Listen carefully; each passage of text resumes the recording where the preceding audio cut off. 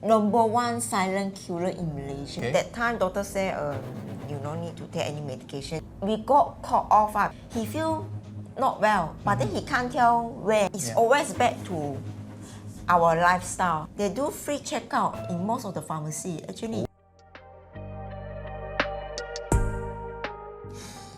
Good morning everyone and Happy New Year. Welcome to our first My SelfCare channel.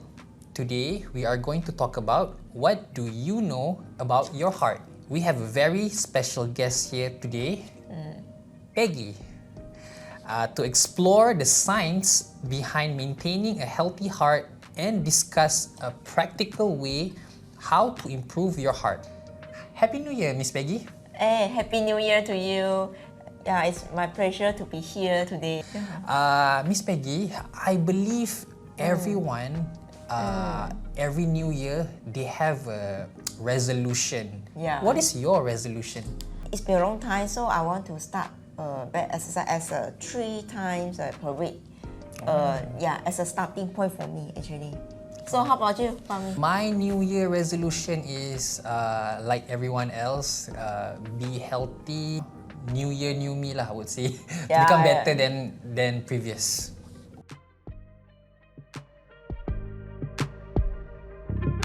Okay, Miss Peggy, there are several questions that we have allocated for you. Okay, can you tell me more about what is our heart role? Basically, they work 24/7 hours, and their main function is as a blood circulation. It's a pumping. It pumps blood to all over the body to deliver the oxygen and also the nutrients around the body. In Malaysia, heart disease is being a very prominent issue, and it's number one silent killer in Malaysia actually. Wow, I didn't know that. That's a good info there. Thank you so much.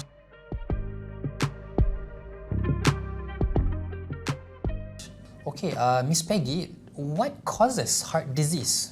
It is really back to our lifestyle. Basically, if I say a person is always is having a sedentary lifestyle, like not exercising, like having a unhealthy food, like always take on oily, fried food, and smokes a lot. Oh, okay. Drinks alcohol regularly, and also like obese people. They are this group of people having this kind of habits. They are very prone to have long term run will have diseases like hypertension, diabetes, and also high cholesterol level. And these 3, they are good friends. And if we really don't really take good care, we have these 3 diseases, and it will prompt to have a impact of heart disease actually. I see.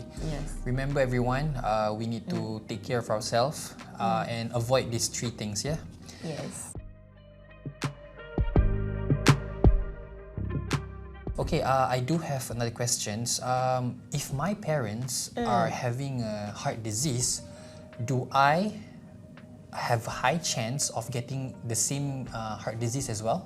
Heart disease is somehow actually it's genetically inherited. Example, if let's say your father or mother have a heart disease and having heart attack problem, you also have a higher chance of getting it actually. So I think just in the case of like example like my father, my father is a heart attack patient, got high cholesterol, then recently being diagnosed with diabetes, and my mother have a high cholesterol as well. So actually, I have all those risks. And remember when we go see doctor, when you do medical checkup, doctor will ask you, do you have a family history of heart attack, high blood pressure? I think these are the things that they will look into then to see your blood test results. So I think it's very important. It doesn't necessarily your father have, you will have, but there is just high chance. But then we can do something to prevent it actually. I'm so grateful that when you talk about your father, thank God they are quite healthy, but I do need to, check on them as well lah, whether did they do any medical checkup or throughout the year. Yeah, I think it's very great that your parents are in healthy. Yeah. Because normally elderly, there are very high chance of having these diseases if you say really not taking good care of. Yes.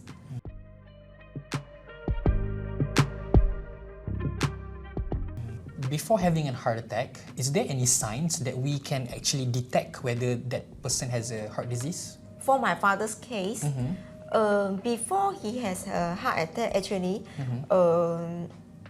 he don't have high blood pressure. Oh. He don't have diabetes. He just have a modern high for cholesterol level. But then that time, doctor said you don't need to take any medication. Just do some lifestyle modifications. But then he's a heavy smoker. A heavy smoker, and he smokes 20 sticks per day. Then I think that time we got caught off because we never thought he will have. It's like a sudden. It's sudden. Sudden. It's just sudden. He did told me that I think 1 week before he has a heart attack. He did tell me he feel not well, but then he can't tell where. He just feel not comfortable, and he can't tell me what are the things. Then just suddenly he has a heart attack at home. Then he told me that heart attack, the feeling is like someone squeezing your heart, is it? Yeah, just like someone squeezing your heart so hard that until you cannot breathe. Okay, remember everyone, if you are a heavy smoker out there, please take care of yourself and try to stop smoking this year, 2024. Yeah, it's one of the new resolutions. Yeah, your new resolution. Yes, it will be a good one actually.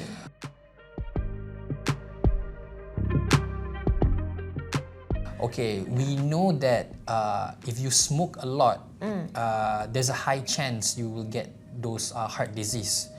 So, how to maintain a good heart, Miss Peggy? It's always back to our lifestyle. How is lifestyle, our lifestyle? I think number one is to start having a balanced, healthy diet. Balanced, healthy diet. Yeah, okay. means no deep fried food, no oily food like that. It's always taking food from the original source. Those canned food actually we don't really suggest because they are very high content of those MSG, sodium. right? Is it? MSG, sodium, which we don't recommend that. Another one is to exercise, I think. Exercise, Is to okay. exercise. Number two. Actually, according to the guideline, it's better to practice having an exercise of 150 minutes per week. You can start slowly, like maybe 3 times a week with a lower, maybe like 20 minutes, then slowly you up until 150 minutes per week. Okay. Another thing is smoking. Of course, just like I shared about my father's case. No more smoking. No more smoking. It's better to stop smoking. It's really not good for your health as all. Stop and reduce alcohol intake.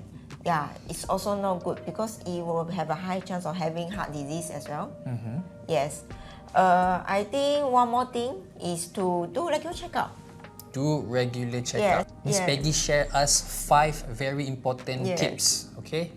I think checkup is very important. I think if let's say your parents at home like above 50, I think it's better to start do checking like once a year. Once a year. Yes, once a year. My age, how often should I go for medical checkup? If let's say your family don't have any history of this, every 2 years you can just do. Every 2 years. Okay. Just go for a checkup and see.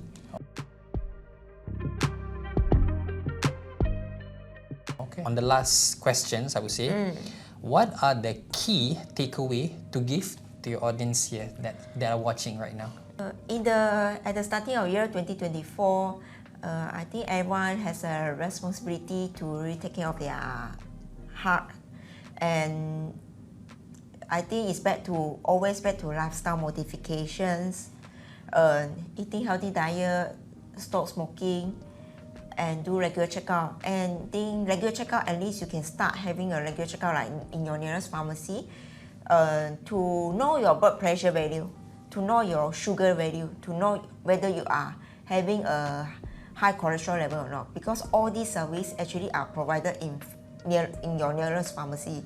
And for blood pressure, they do really they do free checkout in most of the pharmacy actually. Oh, free. Okay. Yeah, actually you just go walk in and say I want to do this checking, and the pharmacist there will be willing to assist you. So just go and do checkout and know your health condition. I think will be a very good start of the year. Okay, thank you so much, Peggy, for giving us a very insightful knowledge. Yeah. And we will stay tuned for our next My Podcast channel. Thank you, Peggy. Thank you for having me. Thank you. Bye. Bye.